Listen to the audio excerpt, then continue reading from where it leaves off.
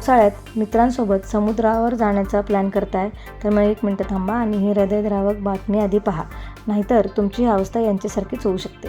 छत्रपती संभाजीनगरचे 5 तरुण सुट्ट्यांचा आनंद लुटण्यासाठी रत्नागिरीच्या प्रसिद्ध गणपतीपुळे येथे गेले होते. सगळेजण मजेत होते, निसर्गाचा आनंद घेत होते.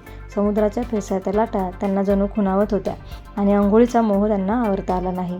ते आनंदाने पाण्यात उतरले, पण त्यांना कुठं माहीत होतं की मृत्यू त्यांच्यासाठी जाळं विणून बसलाय. अचानक समुद्राने रौद्र रूप धारण केलं. एका भयंकर लाटेने त्यांना गाठलं आणि डोळ्यांदेखत 5ही तरुण समुद्राच्या खोल पाण्यात खेचले गेले.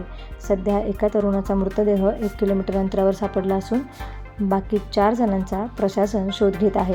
कुटुंबावर दुःखाचा डोंगर कोसळलाय. निसर्गापुढे कोणाचंही चालत नाही.